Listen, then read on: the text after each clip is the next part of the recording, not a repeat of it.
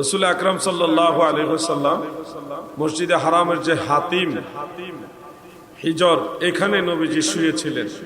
উম্মে হানির ঘরে নবীজি ছিলেন, এটা রিওয়ায়েতে থাকলো এটা বিশুদ্ধ না, কিন্তু নবীজি কাবা ঘরের নিকটে হাতিমের উপরে শুয়েছিলেন, এটা বিশুদ্ধ। ওখান থেকে জিবরিল আমিন আলাইহিস সালাম নবীজিকে আল্লাহ তাআলার দাওয়াত পৌঁছালেন। ইয়া রাসূলুল্লাহ, মহান আল্লাহ তাআলার দাওয়াত, আপনাকে মেরাজে যেতে হবে। তখন নবীজির সিনা মুবারক চাক করা হয়েছে। সিনা চাক মানে হলো অপারেশন, যে জিনিসটা মানুষ শিখছে, অপারেশন করলে যে একটা হয়, এই জিনিসটা কিন্তু ওখান থেকেই বিজ্ঞান আবিষ্কার করে। নবীজির কয়েকবার সিনা মুবারক চাক হয়েছে, যেটা কোরআনুল কারীমে আল্লাহ তাআলা এইভাবে বলেছেন, আলাম নাশরাহ লাকা সাদরাক। নবী গো, আপনার সিনা মুবারককে, আপনার বক্ষ মুবারককে আমি কি প্রশস্ত করিনি? এই প্রশস্ততা মানে এই সিনাকে ছোট থেকে বড় করা নয়, এটা নবীজির ইলম, জ্ঞান, এটাকে আল্লাহ তাআলা আরো বৃদ্ধি করে দিয়েছে। একটা জিনিস মনে রাখবেন, আমরা সুন্নি মুসলমান, আমাদের মাঝে আর যাদেরকে ওয়াহাবি বলা হয় তাদের মাঝে কিছুটা বেশকম আছে। এখানেও বেশকমটা আপনি বুঝবেন। যারা ওয়াহাবি মতাবলম্বী তারা মনে করে যে বুখারী মুসলিমের একটা হাদিসকে তারা ভুলভাবে উপস্থাপন করে, যে সিনা মুবারক চাক করার সময় জিবরিল আমিন আলাইহিস সালাম নবীজির ভিতর থেকে কিছু ময়লা আবর্জনা, কিছু কালো জিনিস অথবা কিছু শর্টকামিংস, এগুলি বের করে ফেলে দিয়েছেন। নবীজির ভিতরে দোষ ছিল, দোষটা বের করে দিয়েছেন। এটা হলো যাদেরকে ওয়াহাবি বলা হয় তাদের ব্যাখ্যা। আর আহলুস সুন্নাহ ওয়াল জামাতের আইম্মাই কেরামের ব্যাখ্যা হলো, আমাদের নবীজির ভিতরে শয়তানের প্রতিও দরদ বা মায়া, এই জিনিসটা ছিল, কারণ তিনি রাহমাতুল লিল আলামিন, সমগ্র সৃষ্টি জগতের রহমত। সমগ্র সৃষ্টি জগতের ভিতরে শয়তানও আছে, যার দরুন শয়তানের প্রতি যে নবীজির একটা অংশ আছে, নবীজির মায়া মহব্বতের একটা অংশ আছে, এটা সিনা মুবারক চাকের সময় বের করে ফেলে দেওয়া হয়েছে, যেন এই জিনিসটা নবীজির ভিতর আর না থাকে। থাকলে হাসরের ময়দানে শয়তানের পক্ষেও নবীজির মায়া লাগবে। দরদি নবী না, মায়ার নবী, দয়ার নবী। কেন দয়াল নবী বলি আমরা? এই হলো আমাদের ব্যাখ্যা, এটা আহলুস সুন্নাহ ওয়াল জামাতের ব্যাখ্যা, যেখানে নবীর কোনো দোষ নাই, নবীজির কোনো দোষ খোঁজার সুযোগ নাই। আজকে আমি একজন আলেমের বক্তব্য শুনছি, তিনি বলতেছে নবীজি নবুয়ত পাওয়ার আগে তিনি নিজেই পথ হারা ছিলেন, গোমরা ছিলেন। নাউজুবিল্লাহ বলেন। তারা কেমন উম্মত যারা তাদের নিজেদের নবীকেই গোমরা বা পথ হারা, পথভ্রষ্ট এটা মনে করে। নাউজুবিল্লাহ। এগুলি শুনতেও ভয় লাগে। তারা অনেকে আবার এভাবে বলে যে নবীজি একটা সময় নিজেও ঈমান কি জিনিস জানতেন না, ইসলাম কি জিনিস জানতেন না, কিতাব কি জিনিস জানতেন না, এই ধরনের ব্যাখ্যা করে থাকেন। কোরআনুল কারীমের দু একটা আয়াত উপস্থাপন করেন নিজেদের মতো করে তারা ব্যাখ্যা করেন। আহলুস সুন্নাহ ওয়াল জামাতের ইমামরা যেভাবে ব্যাখ্যা করে গেছেন, ওইভাবে ব্যাখ্যাটা না নিয়ে ওনারা নিজের মতো করে ব্যাখ্যা করে। এটাকে বলা হয় তাফসীর বির রাই। এটা হারাম, এটা একেবারে জাহান্নামে যাওয়ার কারণ। দাদু ভাই আমার, দিলের কান লাগায় শুনবেন, আমার দয়াল নবীজির ব্যাপারে কোরআনুল কারীমের আয়াত রয়েছে, ওয়াজাদাকা দাল্লান ফাহাদা। নবী গো,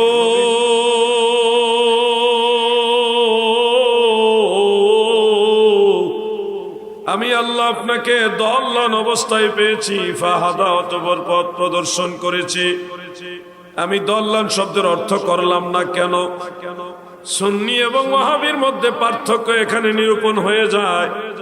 দল্লান শব্দের অনেকগুলো অর্থ, এর মধ্যে একটা অর্থ হলো পথভ্রষ্ট, গুমরা ইত্যাদি, পথহারা এই অবস্থা।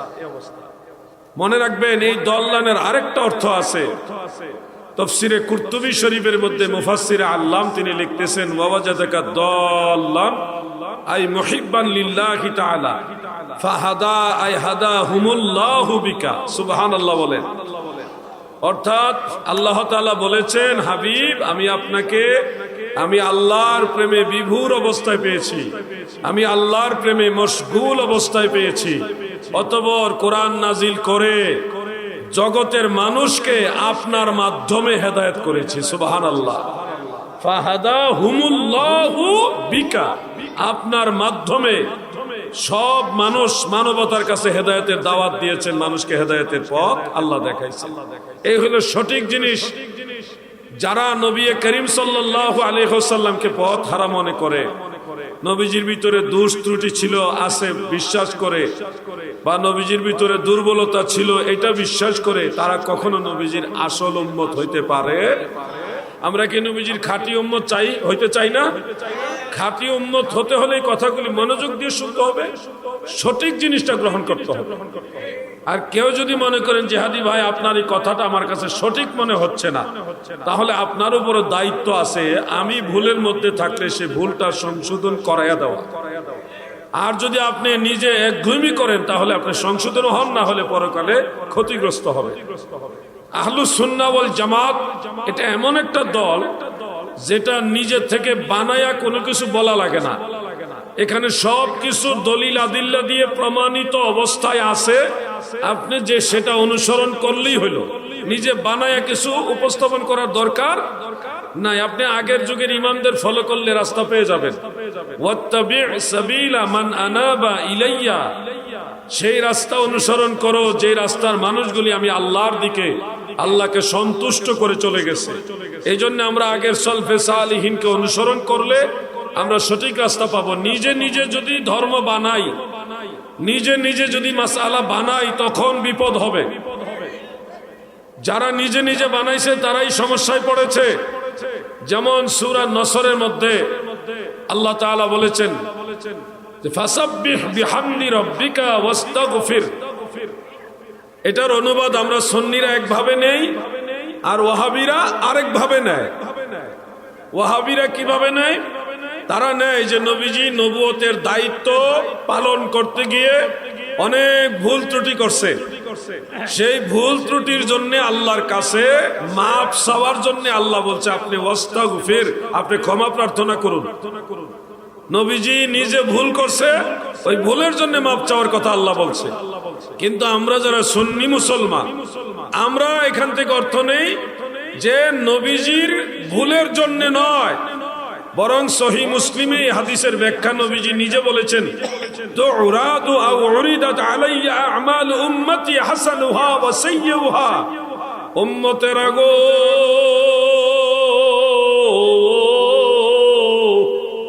তোমরা শুনে রাখো, তোমাদের সকল আমলনামা, ভালো আমল এবং মন্দ আমল, যে আমলে ভুল ত্রুটি আছে ওটাও, এবং যেটা শুদ্ধ আমল সেটাও, সবগুলি আমল আমার আল্লাহ আমার কাছে পেশ করে।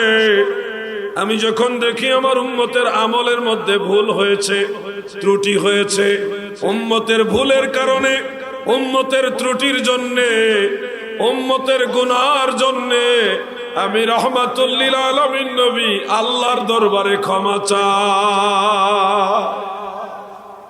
নিজের ভুলের জন্য নয়, উম্মতের ভুলের জন্য ক্ষমা চায়। তাহলে যাদের আকীদার মধ্যে আছে নবীজি নিজেই ভুল করছে, আবার সেটার জন্য ক্ষমা চায়, তারা কি নবীজির প্রতি আদর্শ উম্মত হিসেবে প্রমাণ করতে পারলো? তারা তো নিজেই নবীজির দোষ ধরল। ভাই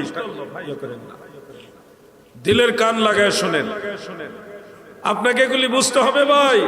যদি লাইন না চিনেন, 1000 বছর নামাজ পড়লে দেখবেন ফলাফল জিরো। লাইনে আমল করেন, অল্প আমল আপনার জন্য জান্নাতের যাওয়ার জন্য যথেষ্ট হবে। লাইনে চলতে হবে আপনাকে, বেলাইনে চললে হবে না। দাদু আমার নবীজিকে মেরাজে নিলেন, আল্লাহ তাআলা নিলেন। মসজিদে হারাম থেকে বুরাকের সাওয়ার হয়ে নবীজি মসজিদে আকসায় গেলেন। আপনার আর কি মসজিদে আকসায় যাওয়ার ইচ্ছা আসেনি? মনোযোগ দেয়া জোরে কন, আছে কিনা? আগামী কুরবানি ঈদের পরে চেষ্টা করবো, আগে ইনশাল্লাহ মসজিদুল আকসায় যাওয়ার আবার একটা কাফেলা হইতেছে। যদি কারো এরকম ইচ্ছা থাকে আমার সাথে যোগাযোগ করেন, আবার যাইতে পারবেন। আর যদি না হুজুর অত টাকা পয়সা না, বেশি টাকা লাগেও না, অল্প টাকা।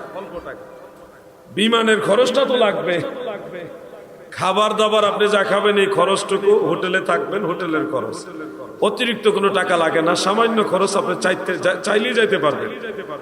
যেই মসজিদে নবীজি মেরাজের সময় নামাজ পড়াইছেন, ইমামতি করেছেন, সেই মসজিদে লাইলাতুল কদর পালনের সমান নেকি একটা আমল করলে পাওয়া যায়। সে আমলটা হলো মাগরিবের নামাজের পরে যদি 6 রাকাত আওয়াবিন নামাজ পড়তে পারেন। কয় রাকাত? 6 রাকাত আওয়াবিন নামাজ যদি মাগরিবের পরে আপনি আদায় করেন আল্লাহর প্রতি ইয়াকিন করে, তাহলে কাজী শৌকানির নাইলুল আওতারের মধ্যে মুসনাদে ফেরদৌসের রেফারেন্সে হাদিস উল্লেখ, যেটা হাফেজ মুনজিরি রহমাতুল্লাহ আলাইহির আত-তারগীব ওয়া তারহিবের মধ্যে আছে, নবীজি বলেছেন এই 6 রাকাত নামাজের বিনিময়ে আল্লাহ তাআলা আপনাকে বাইতুল মুকাদ্দাসে মসজিদুল আকসার মধ্যে লাইলাতুল কদর পালনের সমান নেকি দিয়ে দেবেন। কত বিশাল নিয়ামত! কোনদিন যেতে পারেন নাই, যেতে পারবেন কিনা আল্লাহ ভালো জানেন, আপনারা জানেন না, কিন্তু সেই জায়গায় লাইলাতুল কদর পালনের সমান নেকি পাওয়ার ব্যবস্থা দয়াল নবীজি করে গেছে, যে আমার উম্মতের জন্য দূরদেশ থাকলেও, আমার উম্মত যেন গরিব হইলেও এই জায়গায় নামাজ পড়ার ফজিলত তারা লাভ করতে পারে। উম্মতের চিন্তায় স্পেশাল ফজিলত দয়াল নবীজি আল্লাহর তরফ থেকে দিয়ে গেছেন। এজন্য আমরা মাঝে মধ্যে গজলের ভাষায় বলি, নবী তুমি ইমামুল আম্বিয়া, তোমার জন্যই বানায়াছে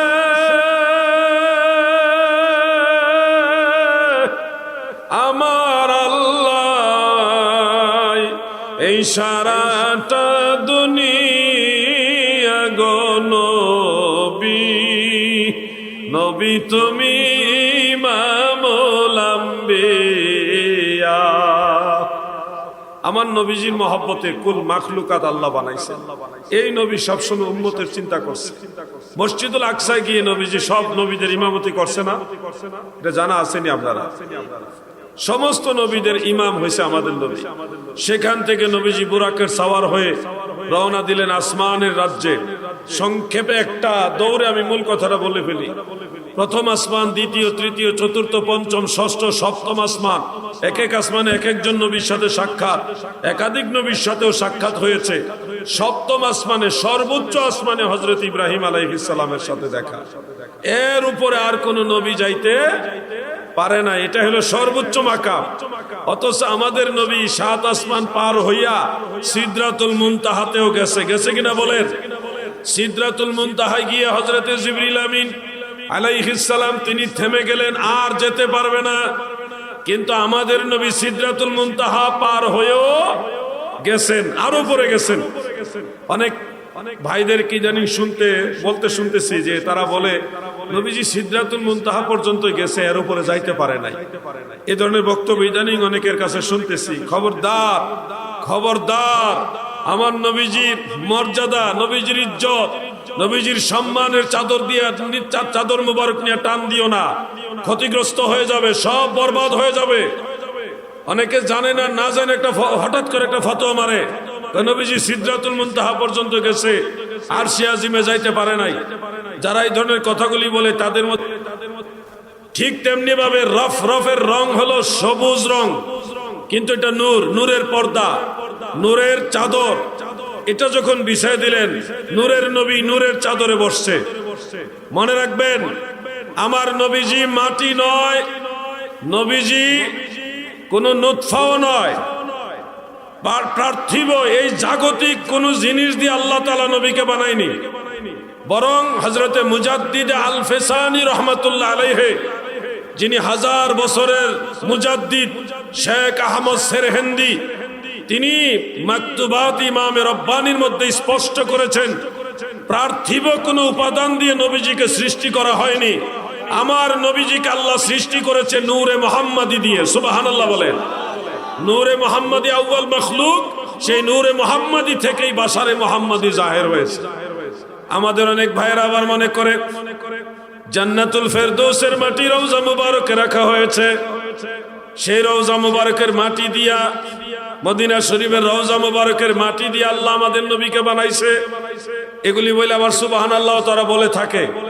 শুনুন, জান্নাতের মাটি দিয়া নবীকে বানাইছে, তাহলে প্রশ্ন দাঁড়ায়, জান্নাত কি মাটির তৈরি, অথবা জান্নাতে কি মাটি আছে? এই দুইটা প্রশ্ন দাঁড়ায়। কিন্তু বস্তুত জান্নাত মাটির তৈরি নয়। জান্নাতে এই যে দুনিয়াতে যেটা মাটি বলা হয় এই ধরনের কোনো মাটি জান্নাতে নাই।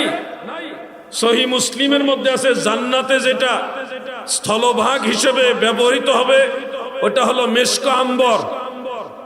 মেশক আম্বর জান্নাতে স্থলভাগ হিসেবে ব্যবহৃত হবে, ওটা কি বলা হবে মাটি। কিন্তু আমরা যেই মাটি বলি এই মাটি জান্নাতে, ওটাও নূর। যেটা মেশক আম্বর এটাও নূর। আমার নবীজি রওজা মুবারকের মাটির তৈরি বলা যাবে না। শুধু রওজা মুবারক নয়, মদিনা শরীফ সহ গোটা জমিন সৃষ্টি হয়েছে আমাদের নবীর উসিলায়। সুবহানাল্লাহ। যার কারণে জগত সৃজন রে দেখো, চন্দ্র সূর্য তারা শূন্য ভরে, আসে অচল নিশ্চল ধরা ধরে, নবী পদবিনে ভাব সবে মিশে। আমার নবীজি আল্লাহর নূরের তৈরি, নূরে মুহাম্মাদি আমার আল্লাহ সৃষ্টি করেছেন। সেই নূর থেকে আমাদের নবীজির দেহ মোবারকের সৃষ্টি। এই জন্য নবীজির দেহ মোবারকের কোনো ছায়া ছিল না। লাম ইয়াকুন ইউরা লাহু জিল্লুন ফি শামসিন ওয়ালা কামার। নওয়াজের রাসূলের মধ্যে রওয়ায়াত উল্লেখ, খাসায়েসুল কুবরার মধ্যেও সনদ সহকারে এটা রয়েছে। আমার দয়াল নবীজির দেহ মোবারকের ছায়া আসমানের চন্দ্র সূর্যের আলোতে, দুনিয়ার কোনো আলোতেও জমিনে পড়তো না। কারণ লিআন্নাহু কানা নূরান। হাফেজ সাখাবী রাহমাতুল্লাহ আলাইহি, কাজী ইয়াজ রাহমাতুল্লাহ আলাইহি, ইমাম আব্দুল বাকি জুরকানি রাহমাতুল্লাহ আলাইহি, ইমাম শিহাবউদ্দিন কাসতালানি রাহমাতুল্লাহ আলাইহি, মোল্লা আলী কারি হানাফি রাহমাতুল্লাহ আলাইহি সহ আরো বহু ইমামরা এই ব্যাপারে পরিষ্কার উল্লেখ করেছেন। লিআন্নাহু কানা নূরান, আমার নবী নূর ছিল, এই জন্য নূরের দেহর ছায়া পড়ে না। সুবহানাল্লাহ। নূরে মুজাসসাম নাও লাখো সালাম, তোমার প্রেমে পড়ি মোরা মিলাদে কিয়াম। তোমার নূরে সৃজন হলো দুনিয়া তামাম। তুমি হলে কাবার কাবা, তুমি হলে কাবার কাবা, নবী আকরাম নূরে মুজাসসাম নাও লাখো সালাম, তোমার প্রেমে পড়ি মোরা মিলাদে কিয়াম। আমার দাদু ভাইয়েরা গভীর মনোযোগ। আল্লাহর হাবিবের নূরানিয়াতের বিষয়টা মেরাজের সাথে জড়িত। নূর আসমানে যাইতে পারে, নূরের পর্দায় বসতে পারে, নূরের চাদরে বসতে পারে, নূরের পর্দা ভেদ করতে পারে। জিবরিল আমিন নূর, নিঃসন্দেহে জিবরিল আমিন আলাইহিস সালাম নূর। নূর হওয়ার পরেও এমন কিছু পর্দা তিনি ভেদ করে সামনে যাইতে পারে না। আমার নবী এমন নূর, যেই নূরের মর্যাদা জিবরিলের নূরের চেয়ে অগণিত গুণে বেশি পাওয়ারফুল। এই জন্যে ৭০,০০০ নূরের পর্দা ভেদ করে নূরের নবী আরশে আজিম পার হইয়া উপরে গেছে। আমার দাদু ভাইরা গো, নূরের আলোচনা অনেকের পছন্দ হয় না, কিন্তু সুন্নিদের পছন্দ হয়। সুন্নিদের ঈমান আছে, ঈমান জিনিসটা নূর, ইলম জিনিস নূর, ইসলাম হলো নূর, কোরআন হলো নূর। নূরের সাথে ঈমানদারের সম্পর্ক। নূরের আলোচনা যার পছন্দ হবে না, তার ঈমানের মামলায় ঝামেলায় আছে। আগের যুগের সব ইমামরা নূরে মুহাম্মাদির ব্যাপারে আলোচনা করে গেছে। সব ইমামরা, তুমি কোন লোক আইছো হঠাৎ করে যে নূরের কথা এত বলা লাগেনি? আরে সব ইমামরা নূরে মুহাম্মাদির ওয়াজ করছে।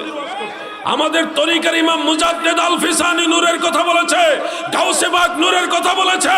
সব ইমামরা নূরের কথা বলে, সবাই যেই দিকে আমরাও সেদিকে, ঠিক কিনা বলেন?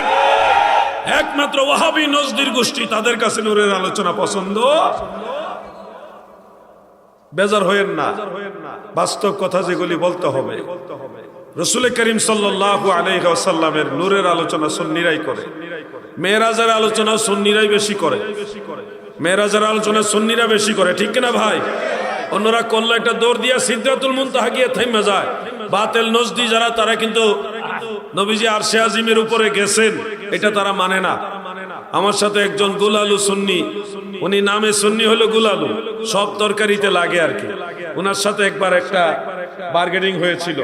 উনি বলেছিল আল্লাহর রাসূল সাল্লাল্লাহু আলাইহি ওয়াসাল্লাম মেরাজ শরীফে আরশে আজিমে যায় নাই। আমি তখন বলেছিলাম অবশ্যই গিয়েছে, বরং আরো উপরে গিয়েছে। দলিল কি? দলিল হলো বুখারী শরীফ। সহিহ বুখারীর কিতাব ও তাফসীরের মধ্যে হযরত আনাস ইবনে মালিক রাদিয়াল্লাহু আনহু থেকে উল্লেখ, সেখানে হাদিস, লম্বা হাদিসের একটা অংশ নবীজিকে আল্লাহ কত উপরে নিয়েছেন সেটার একটা ইঙ্গিত রয়েছে। বিমা লা ইয়ালামুহু ইল্লাল্লাহ, এত উপরে নিয়েছে যেই উপর সম্পর্কে আল্লাহ ব্যতীত আর কেউ জানেই না, এত উপরে নিয়েছে। আরশে আজিম সম্পর্কে আরশ বহনকারী ফেরেশতারা জানে কি, জানে কিনা? আরশে আজিমটা বহন করতেছে যেই ফেরেশতারা, তারা তো আরশের খবর জানে। আরশে আজিম পার হয়ে আরো উপরে গেছে, লৌহে মাহফুজ আরশে আজিমের উপরে, কিন্তু লৌহে মাহফুজ সম্পর্কেও কলম জানে, কলম লিখতেছে, কলম জানে। সৃষ্টির জ্ঞান, সৃষ্টির মধ্যে কারো না কারো অবগতি আছে কলম সম্পর্কে। আল্লাহ তাআলা আমার নবীকে এমন মাকামে নিয়েছেন যেই মাকাম সম্পর্কে আল্লাহ ব্যতীত আর কেউ জানেই না। তখন ওনারা বললেন না, আরো স্পষ্ট ব্যাখ্যা লাগবে। স্পষ্ট ব্যাখ্যার মধ্যে আমি তখন একটা হাদিস শরীফ বলছিলাম। নবীজি বলেছেন, আমি যখন আরশে আজিমের পাশ দিয়ে অতিক্রম করি তখন আমি দেখেছি আরশে আজিমের গেটের মধ্যে লেখা আছে লা ইলাহা ইল্লাল্লাহু মুহাম্মাদুর রাসূলুল্লাহ সাল্লাল্লাহু আলাইহি ওয়াসাল্লাম। তখন ওনারা জবাব দিল যে এটা জয়ীফ হাদিস। কি হাদিস? জয়ীফ হাদিস। সনদটা দুর্বল হলো, এটা জাল হাদিস না, সনদ দুর্বল। তো আমি বললাম ঠিক আছে, আমার পক্ষে রাসূলের হাদিস আছে, আপনার পক্ষে তো এই পর্যন্ত কিছুই নাই। আমার পক্ষে আমি যে আকীদা দাবি করি এটার পক্ষে আরো দলিল আছে। কি দলিল? যে বুখারী মুসলিমের হাদিস আছে। দয়াল নবীজি বলেছেন, আমি যখন মেরাজের রাত্রে আরশে আজিমের কথা বলেননি, নবীজি বলছে আমি এমন একটা স্থানে, সমতল জায়গায় অবস্থান করছিলাম, আসমাউ ফীহি সারিফাল আকলাম, যেখানে কলম যে লিখতেছে সেই কলম লেখার চিরচির আওয়াজ আমি শুনতে পেয়েছি। এখন কলম লিখতেছে যেই জায়গায়, এটা কোন জায়গায় অবস্থিত? এটা বুখারী মুসলিমের হাদিস। কিন্তু যে কলম লিখতেছে ওই জায়গায় আমি চিরচির শব্দ শুনেছি, ওই জায়গায় আমি দাঁড়িয়ে দাঁড়িয়ে মেরাজের রাত্রে। এই জায়গাটা কোন জায়গায়? তখন ফাতহুল বারি ইবনে হাজার আসকালানি, উমদাতুল কারি লিল আইনি এবং ইরশাদুস সারি লিল কাসতালানি, সেই কিতাবগুলি থেকে আমি দেখাইলাম যেই জায়গায় দাঁড়িয়ে নবী লৌহে মাহফুজের কলমের আওয়াজ শুনেছে, এই জায়গা হলো ফাওকাল আরশ, আরশে আজিমের উপরে। সুবহানাল্লাহ বলে। এরপর ওনারা কয় না, এটা হাদিসে আছে কিন্তু আকীদার কিতাবে নাই। শয়তান কত রকম আছে দেখেন। তারা কিন্তু একটাও দলিল দিতে পারতেছে না, দলিল কিন্তু আমি দিতেছি। দেওয়ার পরে কয় এমনে না হেমনে, যখন বুখারী মুসলিমের হাদিস থেকে দলিল দিলাম, কয় এটা আকীদার কিতাবে নাই, আকীদার কিতাবে নাই। তখন আমি দুইটা কিতাব থেকে বের করলাম। এক নম্বর হলো শারহু ফিকহিল আকবর, ইমাম মোল্লা আলী কারি রহমাতুল্লাহ আলাইহির। দুই নম্বর হলো শারহে আকায়েদে নসফি। আমার বাম পাশে যে মুরব্বী, উনি কিন্তু একটা মাদ্রাসার ভাইস প্রিন্সিপাল। হুজুর, এই দুইটা কিতাব কি আকীদার কিতাব কিনা? শারহে আকায়েদে নসফি, শারহে ফিকহুল আকবর, এই দুই কিতাব যে পড়ে নাই তার জন্য তো ওয়াজ করাই জায়েজ নাই। কারণ সে আকীদা সম্পর্কে জ্ঞান রাখবে না, মানুষকে গুমরা করে ফেলবে ভুলভাল বক্তব্য দিয়ে। এই দুই কিতাবের মধ্যে লেখা আছে সুম্মা দানা ফাতাদাল্লা ফাকানা কাবা কাউসাইনি আও আদনা। এই কাবা কাউসাইনি আও আদনা হলো ফাওকাল আরশ, আরশে আজিমের উপরে। আর শরহে আকায়েদে নসফির মধ্যে উল্লেখ, নবীজি আরশে আজিমের উপরে গিয়েছে, এটা খবরে ওয়াহিদ দ্বারা সাবিত, প্রমাণিত আছে। মারহাবা কোন। এরপরে কইতেছি কি জানেন, কয়টা আকীদার কিতাব হইলো এটা আকীদার সরা, আমাদের সিলসিলায় এটা কেউ বলে না। আকীদার কিতাব থেকে দেওয়ার পরে কয় আমাদের সিলসিলার কেউ বলে না নবীজি আরশে আজিমে গেছে। চিন্তা করছেন? বুখারী মুসলিমের হাদিসে আছে, রাসূল পাকের হাদিসে আছে, আকায়েদের কিতাবে আছে, তারপরে উনি দোহাই দিতেছে কি আমাদের সিলসিলার কেউ বলে না। সিলসিলা বলো বড় না রাসূলের হাদিস বড়? এরপরে আমি ধরছি যে না, আপনি ভুল বলতেছেন। আপনি যে সিলসিলার দাবি করছেন ওই সিলসিলার বড় একজন আলেম যিনি 18,000 হাদিস মুখস্থ জানতেন, আল্লামা রুহুল আমিন বসিরহাটি রহমাতুল্লাহ আলাইহি। ভারতবর্ষের সবচেয়ে বড় আলেমদের মধ্যে উনি একজন, আল্লামা বসিরহাটি হুজুর রহমাতুল্লাহ আলাইহি। তিনি তার কিতাবের মধ্যে লিখেছে, যিনি ফুরফুরা শরীফের বড় আলেম, তিনি পরিষ্কার লিখেছে যে মেরাজের রাত্রে আমাদের নবীজি আরশে আজিমের উপরে গিয়েছে, এটা সহিহ হাদিস দ্বারা প্রমাণিত। মারহাবা কর। এখন তো সিলসিলার কিতাব থেকে দেখা দিয়েছে আর আওয়াজ নাই। আলাউদ্দিন জিহাদি এমনই হয়, ধরলে ছাড়ে না। নবীজির শান ও আজমতের বিরুদ্ধে দাঁড়াইবা, তুমি কে আমি সেটা ভুলে যাব, আমি জানবো তুমি নবীর দুশমন। ঠিক কিনা বলে?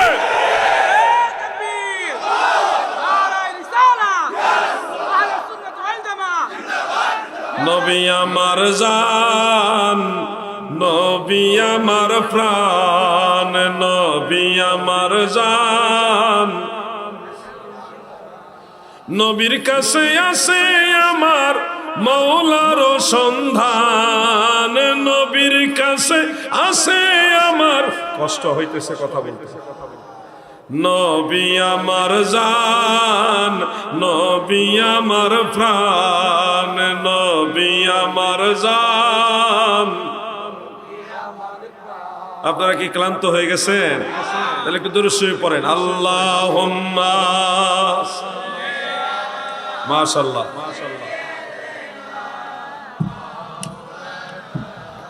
মুহাম্মদ ওয়া আলা মাওলানা। এই মাইকটা হলো আমার যে নাম, মাইকেরও এই নাম, আমার মিতা মাইক। নারায়ণগঞ্জের খুব নাম করা মাইক এটা। তো আপনার ব্যবসার জন্য আমার অন্তর থেকে দোয়া রইল, আল্লাহ বরকত দান করুক। আমার দাদু ভাইয়েরা গো, আকীদার ব্যাপারে কাউকে ছাড় দেওয়া যায়?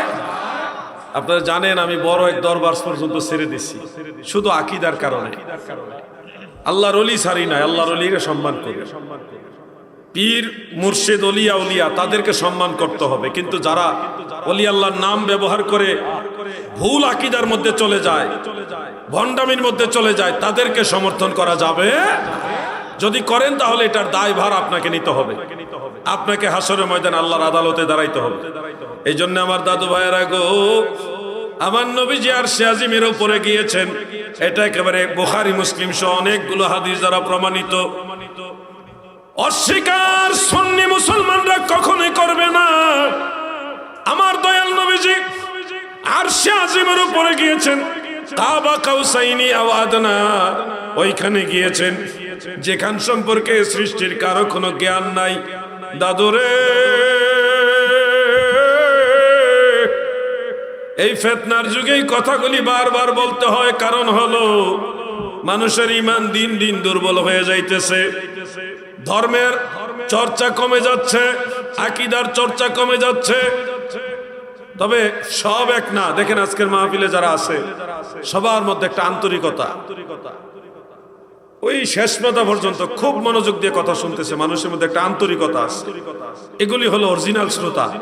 তবারক সিন্নির জন্য যারা আসে তারা তো সিন্নির জন্য আসে, কিন্তু এখন যারা আসছে এরা হলো আলোচনা শোনার জন্য আসছে। আল্লাহ যেন সবাইকে মদিনাওয়ালার কদম মোবারকে কবুল করে, আমিন বলেন। দাদু ভাই আমার গভীর মনোযোগ, দিলের কান লাগায় শুনেন। আশিক যাও, তাড়াতাড়ি যাও। আমি আবার ওই আশেপাশে লড়াচড়া করলে আমার একটু কথা বলতে বিঘ্ন ঘটে, এই জন্য আপনাদের মনোযোগ আকর্ষণ করছি।